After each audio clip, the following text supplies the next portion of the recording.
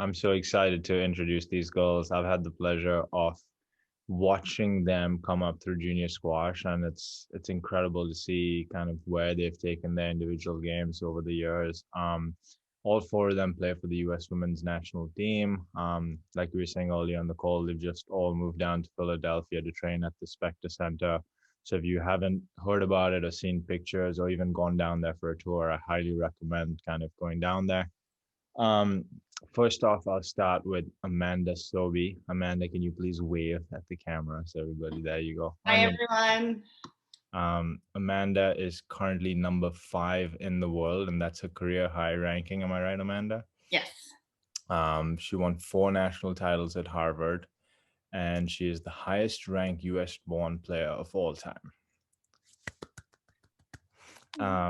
Next, we have Sabrina Sobhy, who's currently number 20 in the world, but number 1 in our hearts. She she also has won majority of the Sobhy showdowns that these girls have been doing on Instagram. So make sure you check those out the next time you get a chance. And she also played at Harvard. We then have Olivia Fiechter, who's number 24 in the world. I believe that's a career high for you as well, Olivia. Nice. Played at Princeton. We're lucky she is doing the cool down portion today, if I recollect. Because if you do follow on Instagram, you can see how hard she really trains, and we would have all been a lot of trouble today. Last but not least, we have Olivia Blatchford Klein, who's number 12 in the world, and a former British Open junior champion. And yeah, we'll let you guys take it from here. I think Sabrina is up first. In regards to our workout plan for this morning. So Sabrina, take us away. Yeah.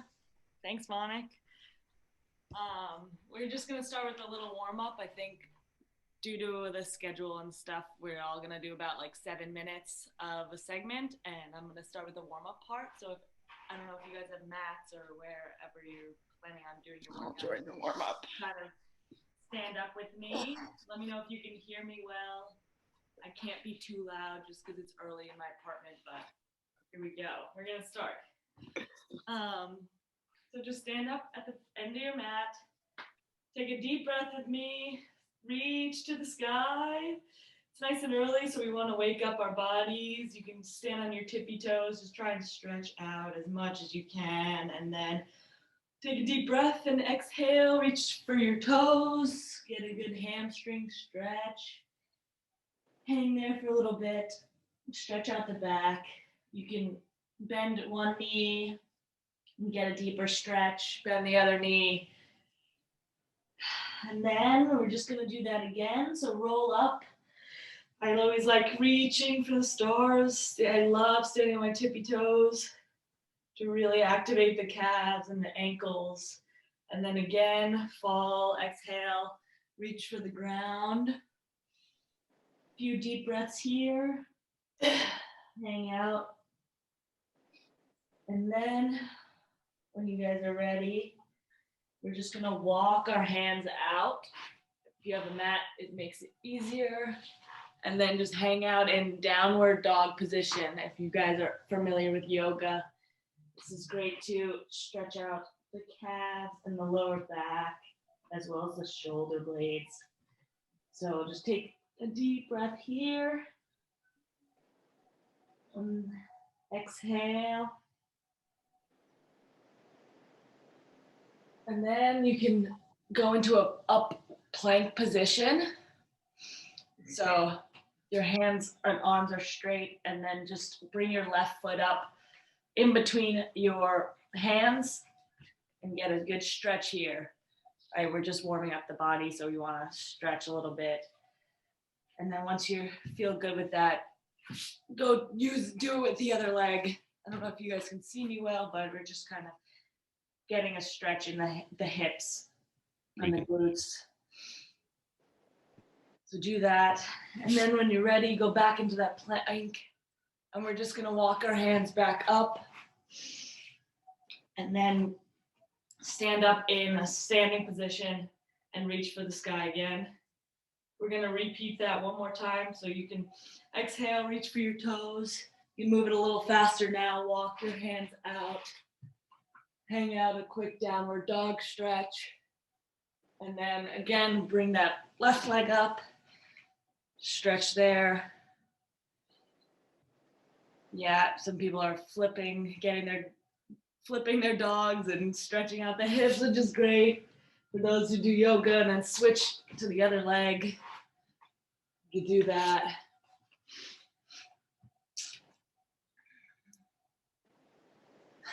And then when you're ready, let's do one last downward dog. And then actually just do a quick child's pose. So your knees are on the ground, your hands are out, and you're just giving your lower back a quick stretch.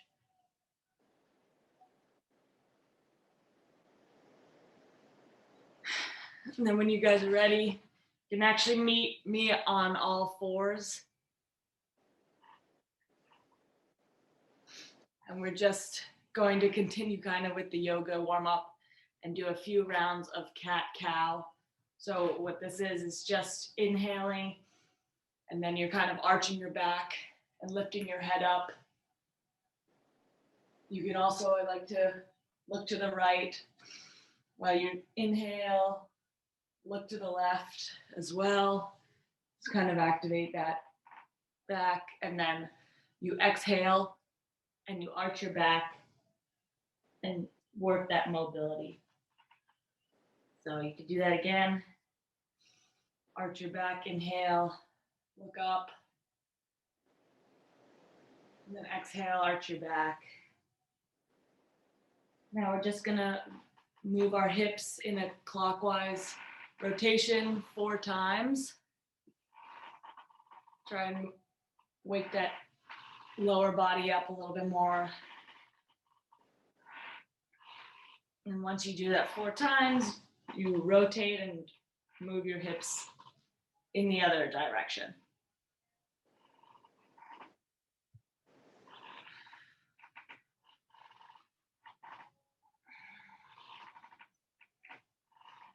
And once that's all done, you can meet me still on all fours for a little bit of some glute activation. Give everybody a moment, but when you guys are ready, we're just gonna lift your right leg up and lift your left arm up.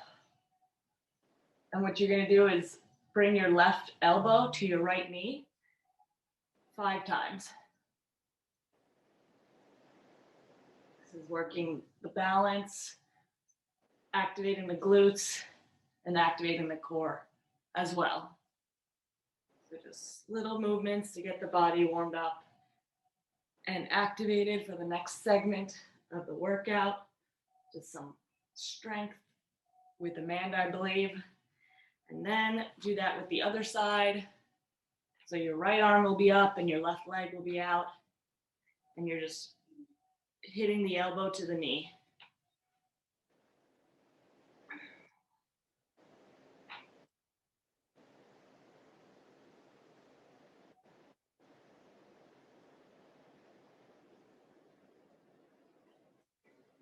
And then the last bit of the warm up, when everyone's ready, you're just gonna bring your right knee out. I guess I'll show you it on my left side. You're just gonna bring your knee outwards. We call this a fire hydrant. So you're warming up and activating the hips and practicing that mobility. Again, you can do about 5 reps of this, 5 or 6 reps, and then switch to the other side.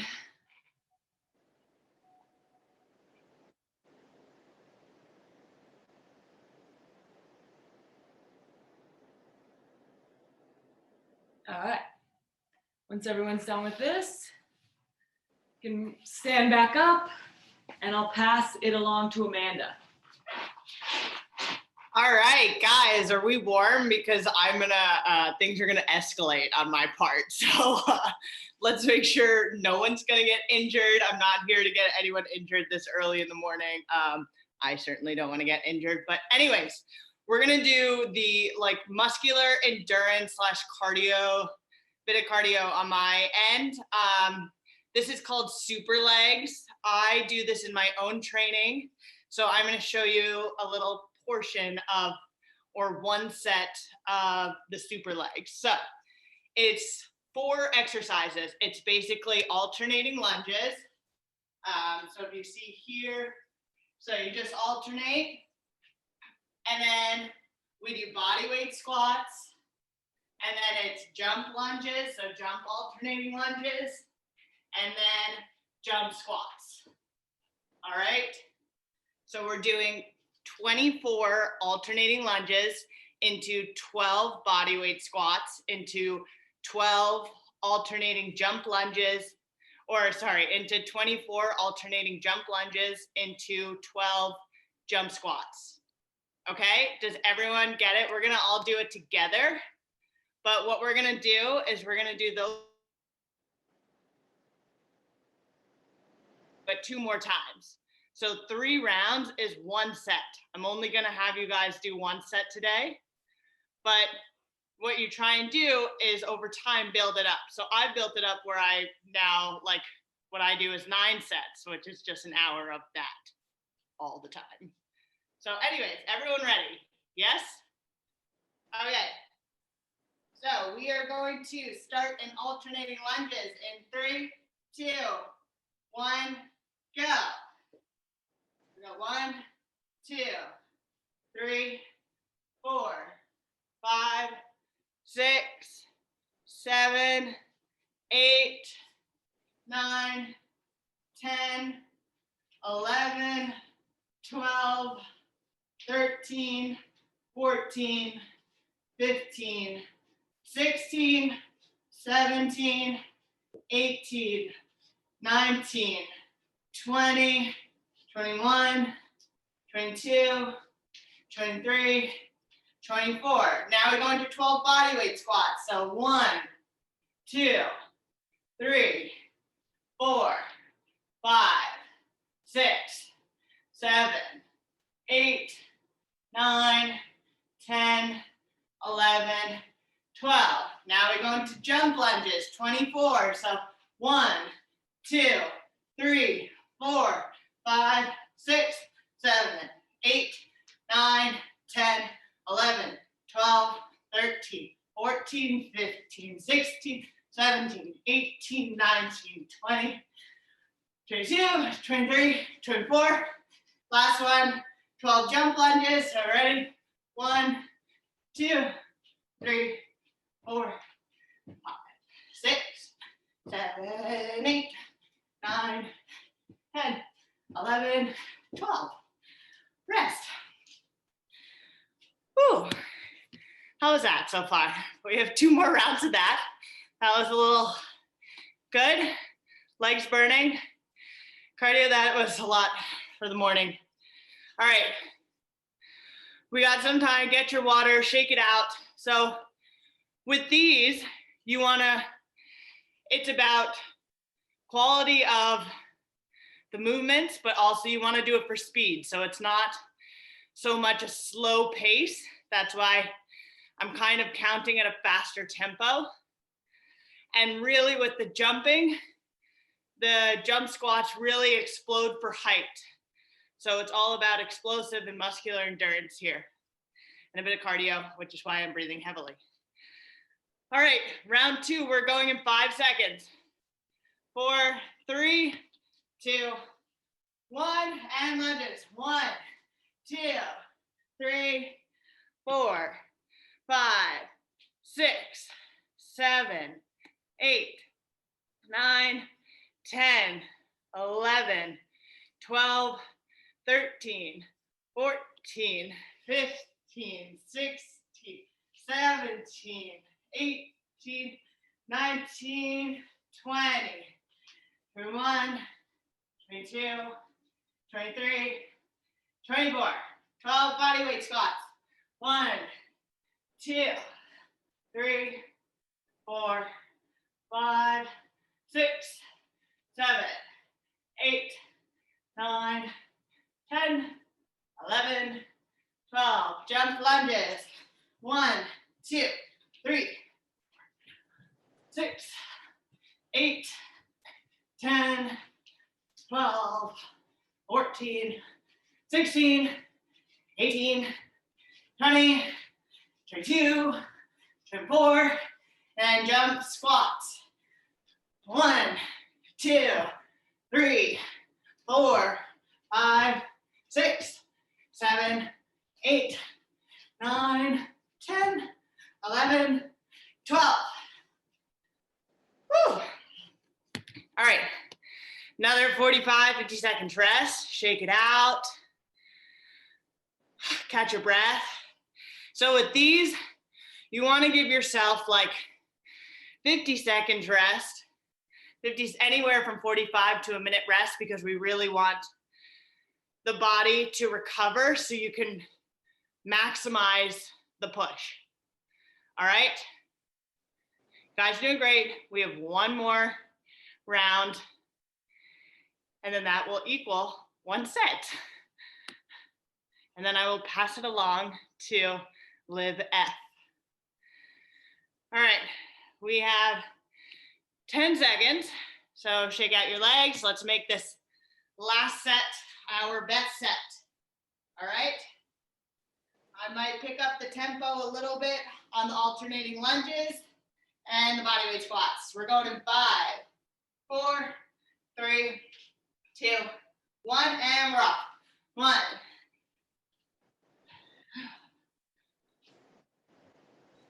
6, 8, 10,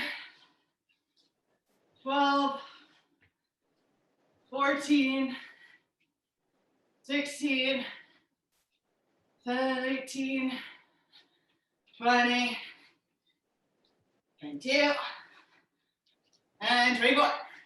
Bodyweight squats. 1, 3, 6, 8, 10, 11, 12. Alternating lunges. Here we go. 2, 3, 10, 12, 14, 16, 18, 20, 22, 24. Last one, jump squats, 12. 1, 2, 4, 5, 7, 8, 9, 10, 11, 12. Whew. Well done, guys.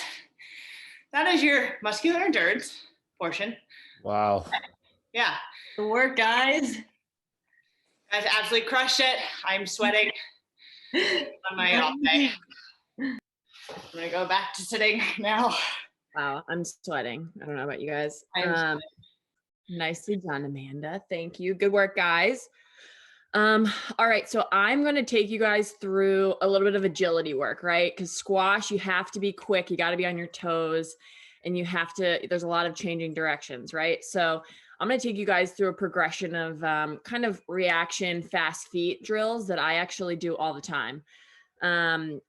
Also part of it is, so we're going to work for about 25 seconds, right? When I do speed work, I typically don't do super long periods of work, because the idea is that you just want, you know, quality over quantity, go as fast as you can. And then the rest, we're actually not, it's going to be an active rest. So we're going to do a plank while we rest, right? Because similar to squash, right? When you're tired, this is good practice for kind of staying engaged mentally, even when you're tired, right?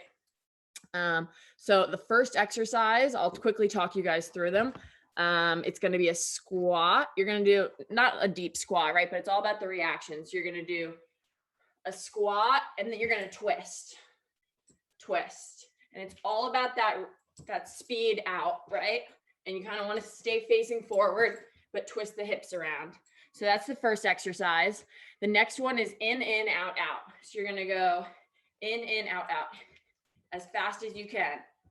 Just nice and light on your toes. Think about that reaction time with the ground. You're punching the ground as quickly as possible. The next one is going to be a drop lunge in different directions. So you're going to just go, it's all about that drop, that speed, that reaction time. You're just lunging in different directions. So it's up to you which way you want to go. All about that speed. The next one is going to be a fast feet with a hurdle. So you're going to, even if you want to put something down, you can. I just kind of draw an imaginary line and I go fast feet, jump over. And you're pushing with that outside leg. So that one's a lot about rhythm. So it might take you a second, but just try and find that rhythm. And then the last one is going to be a single leg hop. So again, imaginary line, one leg, and as fast as you can, jump over that imaginary line. We're going to go through this 2 times and plank between. So I'll give you guys, for those that just want to do a regular plank, that's, tough as it is, but I'll also give you guys a variation to make it more challenging if you want the challenge. All right, let's get going. So the first one is going to be fast feet over the hurdle. So it's a little quick step. Keep breathing.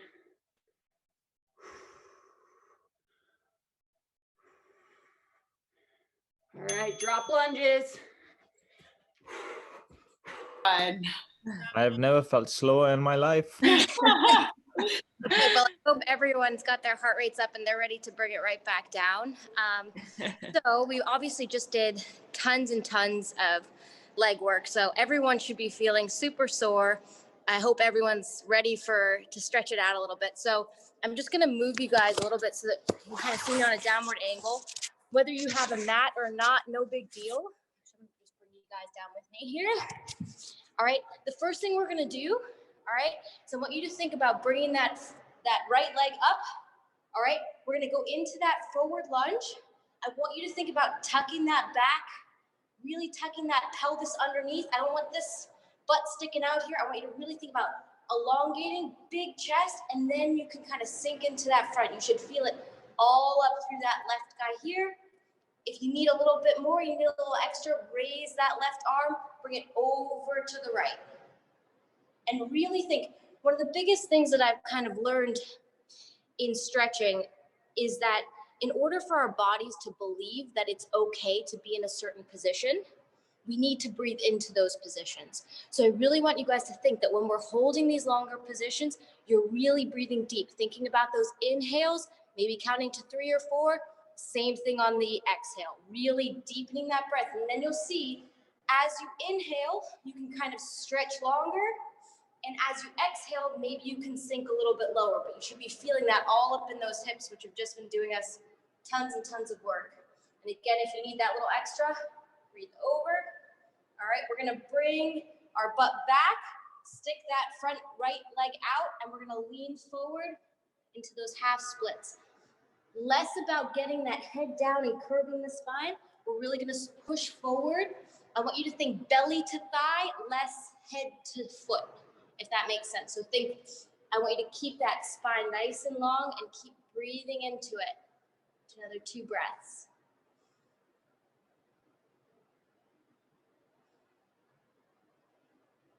Good stuff. And now we're going to change sides, get back onto that left leg. Same exact thing. Really think, tuck the pelvis underneath. You kind of, I want you to almost hide your butt. If you can think about that, tuck that butt in. All right, and then really sink into that front. You're gonna be feeling that all into that right leg, right front of your hip. Again, you can raise those arms, bring them over to the left, over if you want a little extra. Keep breathing, always about that breath. Keep on breathing.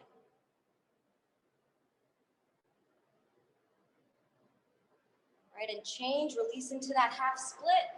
So we bring that left leg nice and straight. We're kind of, now you can stick that butt out, but really think stretch forward with the belly. Good work, guys.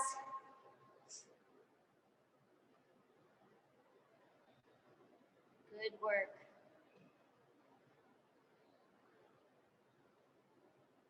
All right, we're gonna sit back down onto our hinds. All right, and I want you to open that up into a split on the side. It's not just about the hamstrings. It's not about touching your toes. I really want you to think about we're gonna kind of rotate through our spines here. So I want you to put your hands on your ribs.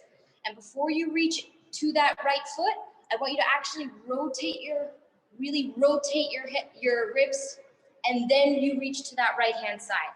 But again, it's not about this head going down, no hunching. We don't want any hunching. We're reaching through that belly. And again, the more we breathe, the easier it gets. So really deep breathe. And as you exhale, maybe you can sink a little bit deeper.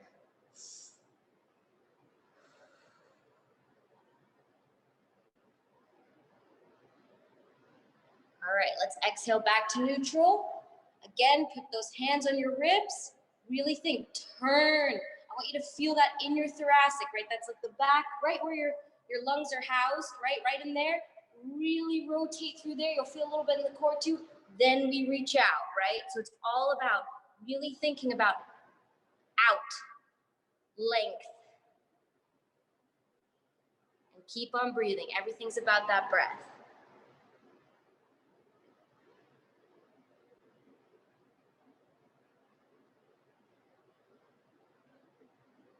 So we're gonna bring those legs together. When we sit upright, bring those feet to touch in front of you, but we're actually gonna take that right leg back.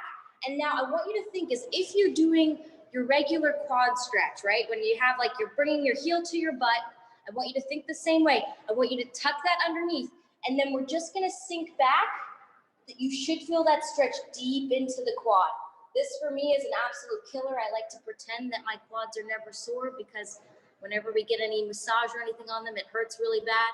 But this is a really great way to really lengthen and really feel that release again in that front hip. And we know we use those hips so much in squash for everything, right? That's our power, really our power stability position is through those hips.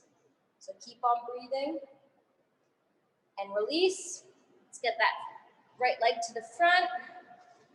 We'll get that left leg behind.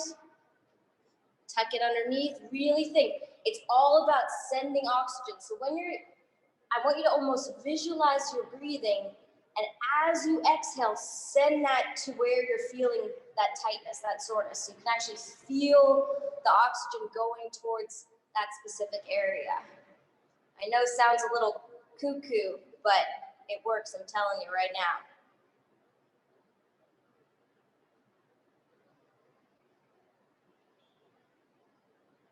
Good stuff, guys. And release. Just a last couple. All right, we're gonna fold our feet like as if you're sitting crisscross applesauce. All right, we're gonna reach up. We'll have the right leg in front of your left leg for now. All right, call this spiral yoga. Really reach up and then go forward.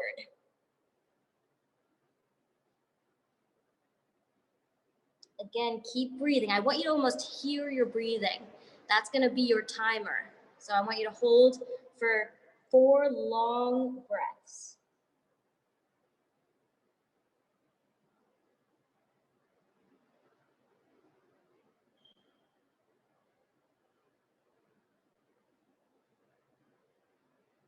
And when those are done, bring yourself back up, and I want you to switch. So that left leg should be in front of the right leg now. So we're gonna change positions, same exact thing. Reach up and exhale forward.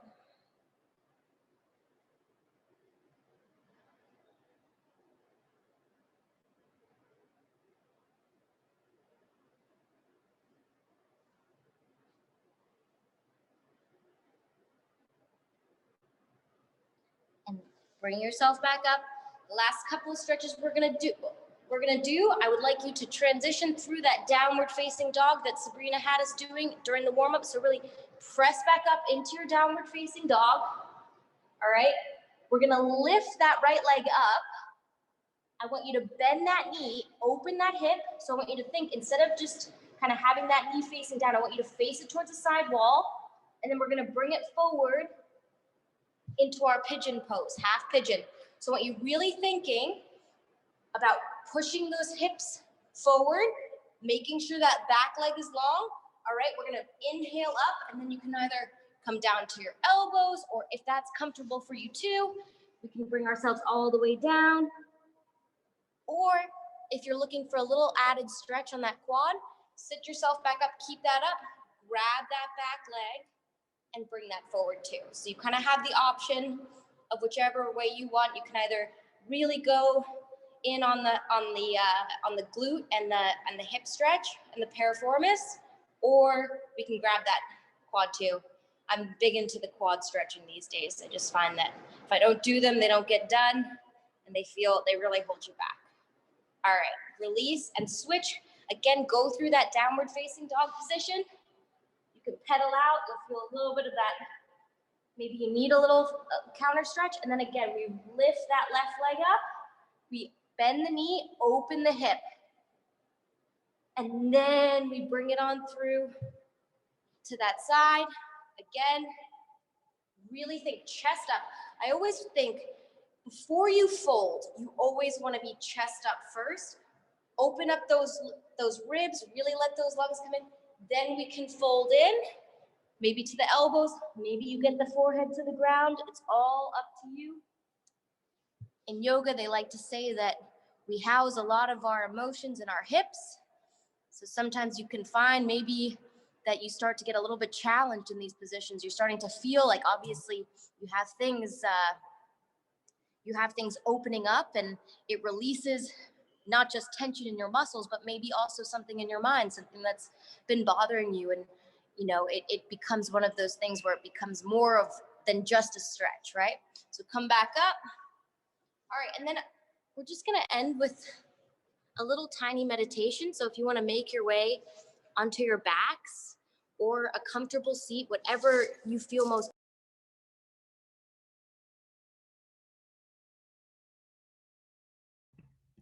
Liv, I think you just muted yourself.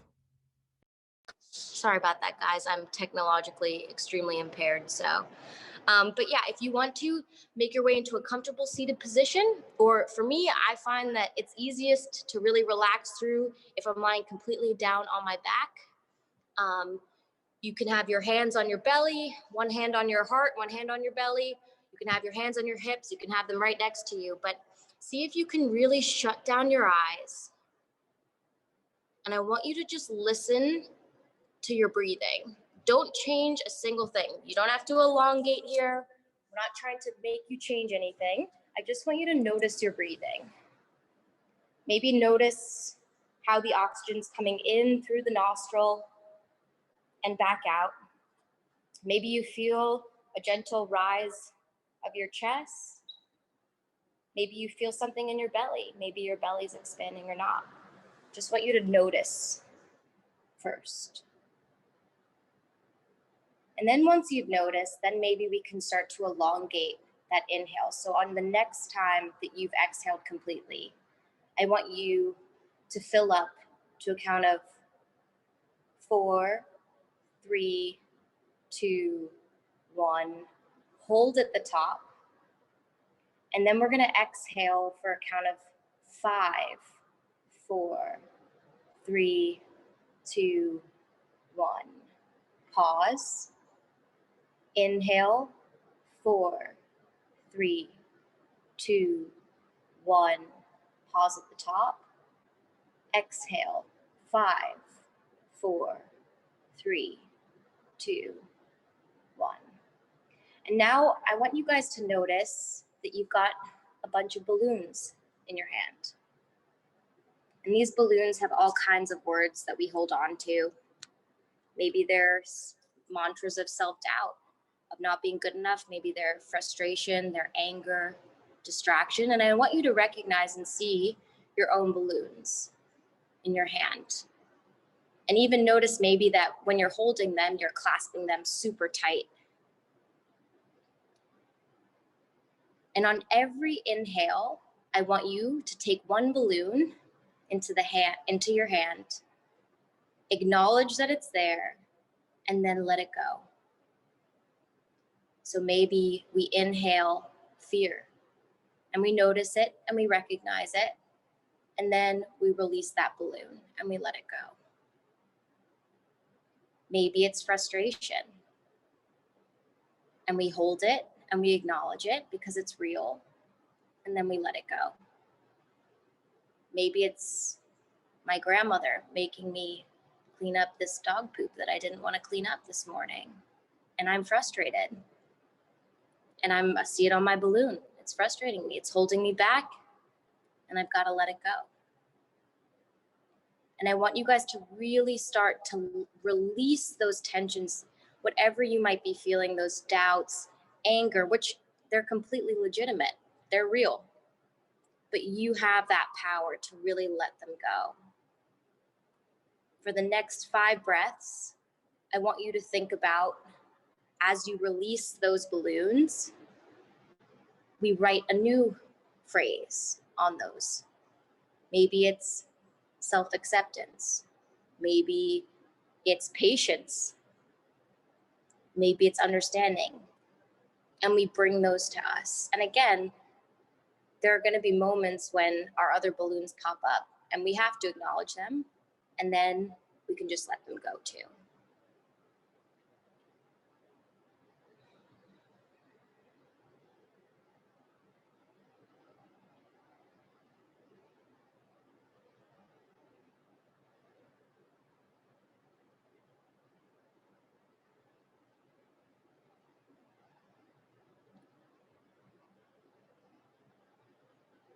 We can now start to flutter open our eyes. Maybe we have a little more perspective, a little more lightness in our being, and hopefully a little bit more stretch after that. I don't know about you guys. My legs are killing me. I don't know how I'm going to survive the rest of my training day after living Amanda's plyo sessions. But well done, everyone. I'm so happy that I could be here with you guys. And I know the rest of the girls feel the exact same way. Wow, thank you guys so much. That was amazing. I am wide awake and ready to get my day going here. So like I said in the beginning, let's take a couple of questions for the next 10 minutes or so. I know these girls have a busy day and schedule ahead. So if you have any questions, just drop them in the chat. But what I'll do is I'll start with a question. Since most of us still don't have access to squash courts, I was wanting to ask you guys what y'all have been doing to kind of keep your hand-eye in over the last few months. I know you have access to courts, but a lot of us still don't. So what have you guys been doing to kind of keep your squash eye in? And feel free to drop other questions in the chat and we can ask them.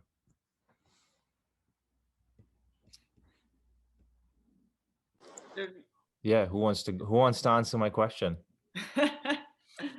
I'm trying to think of the court access. We've been lucky enough to have court access so far this year. But I guess last summer I was doing a lot of just off court work outside.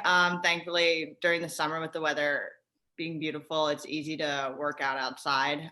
In terms of reaction, I always have a reactionary ball that has kind of like the little nubs poking out of it. And it's a fun drill that you can just kind of like drop and it will bounce in different places. And so it forces the other person to react to where the ball is going to go. And it's a good eye-hand coordination and reactionary drill, but it's also fun at the same time. So I tried as much as I could during the downtime to make training fun, instead of having it almost be like a work thing and then you resent it a bit. Whereas this time was a time for me to be creative and do different things. Got it.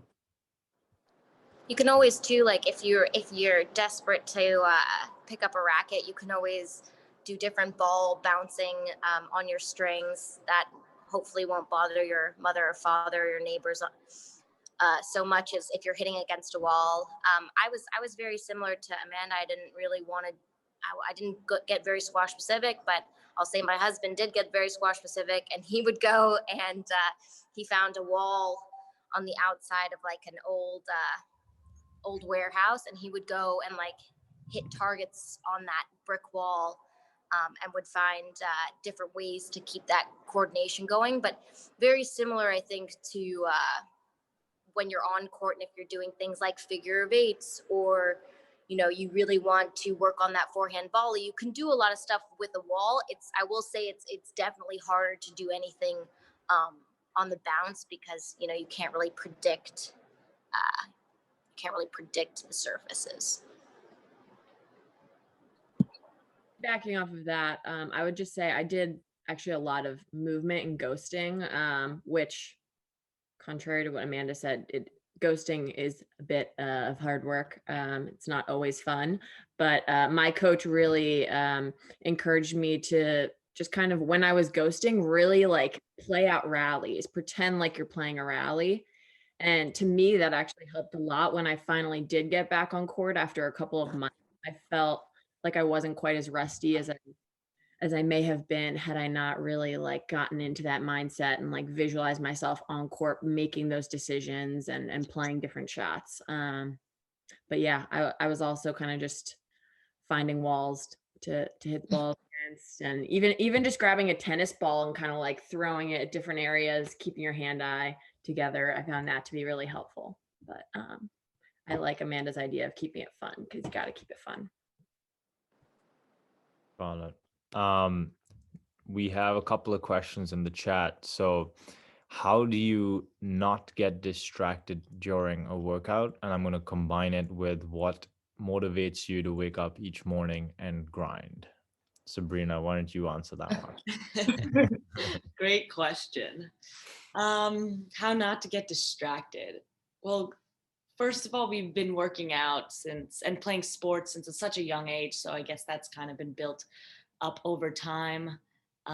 Squash is a little bit more challenging, I think, because you are most of the time alone training. You don't have a team to like, obviously specific cases, like we're super lucky to have this national center here, or like some of us have gone to college and experienced a college team or even high school teams. So that's been great to always have that. But sometimes it adds a little bit more of a distraction because you're like training with your friends. So like, but it actually adds a lot of motivation as well, because you can look over your shoulder and see like a close friend or teammate grinding, working hard, and pushing themselves. So that innately challenges yourself as well. I think one of the biggest things for squash players too is to find that motivation within. So it's such a good question. And each day is really a grind, especially the past year where we've had uncertain tournament schedules, lack of courts, all these obstacles that have just kind of like, if you let it, just kind of like Liv's balloon practice. Like if you let it, it will like take you away from your track, and it will set you off to maybe a different path than you want to be on. So it's important to find something concrete that does motivate you each day and each morning, whether it's yourself, your family, your friends, your own goals. Like it's really important to try and make that clear for yourself, and have that concrete idea and advice, something like that keeps you going each day. It's different for everybody, it really is. So just try and get creative. And it sometimes it may be like that, those quieter times in the day when you have done your work and you're like, okay, I put in the work, so now I can enjoy myself with a hobby or whatever you like to do when you finish grinding. So I think it's a mix of things that keep you motivated, but I think what's important nowadays is to really sit with yourself and find it, as it is different for everybody. But yeah, I don't know if I kind of that's perfect answer. Finding your why is so important with everything we do. Exactly. So, great answer. Any secrets for foot care? Why don't Amanda, you come up? Insult. Well, actually, I don't even have orthotics, because I mean, a lot of people have orthotics. I've never really been one. I've gotten my fair share of orthotics made, but it just never worked out for my feet, and it's only given me more problems.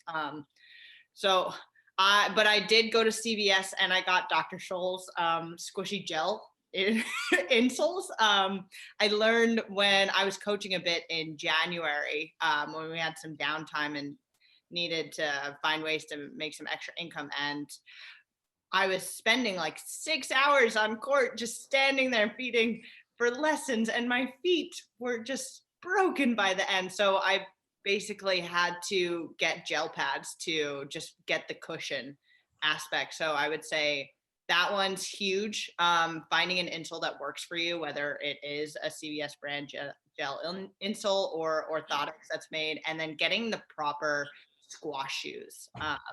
Not to do a plug, but I use Teuton and I'm sponsored by them, and they're fantastic.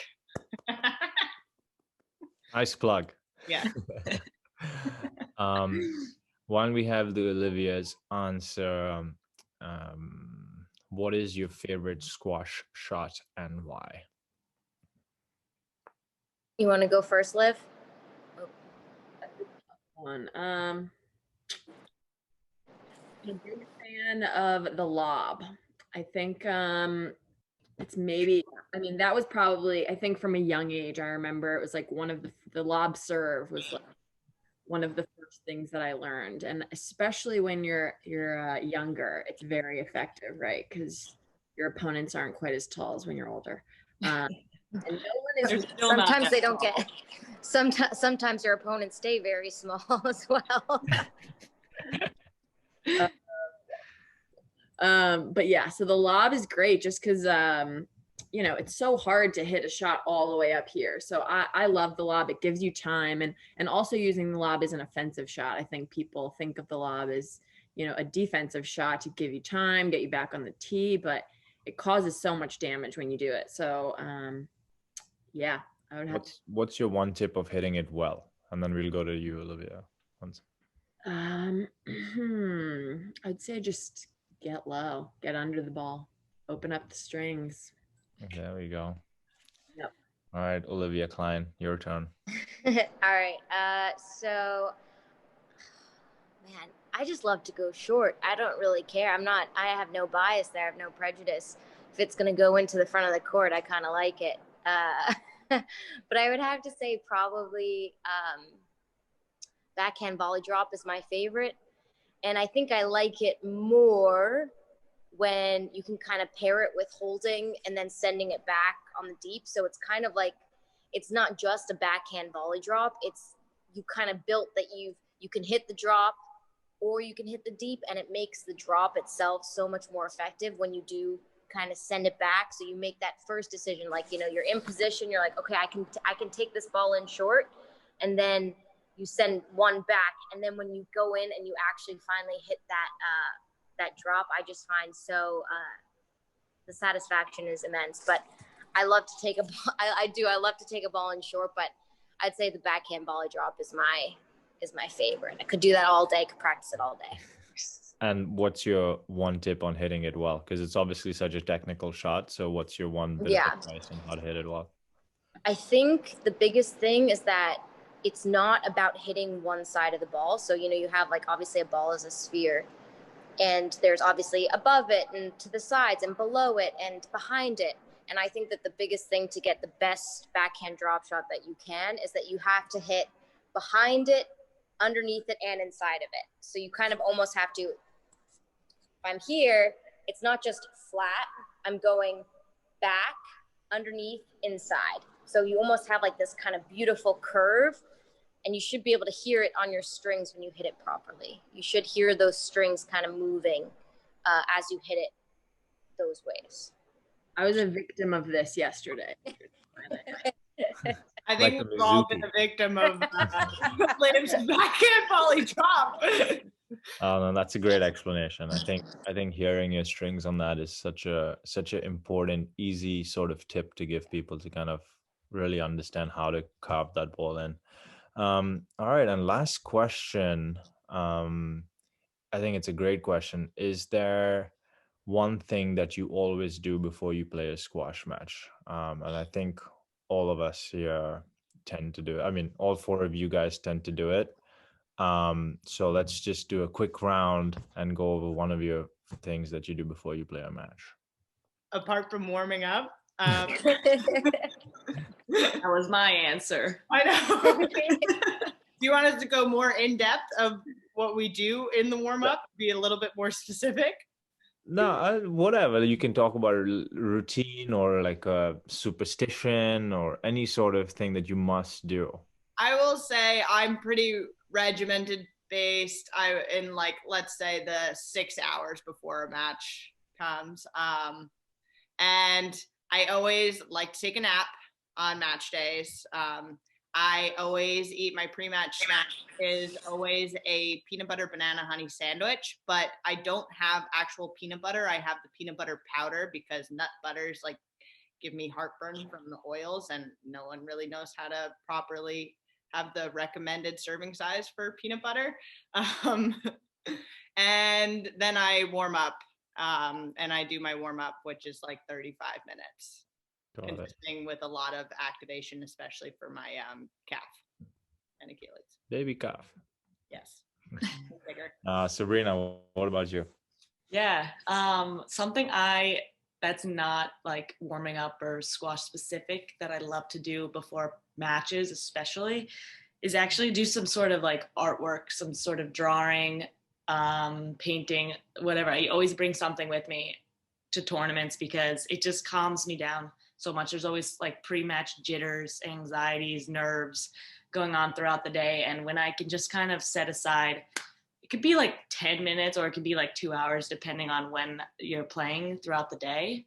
Mm-hmm. But the past couple tournaments, I've had an 8 p.m. match. So I've had the entire day to just kind of hang out. And it gets crazy because you sit with your emotions and your nerves while everybody's playing. So I think when I have that opportunity to just try and do something creative and exert my energy that way, without like getting tired, that's something I really prioritize because it calms me down. It sets me into a good mental state.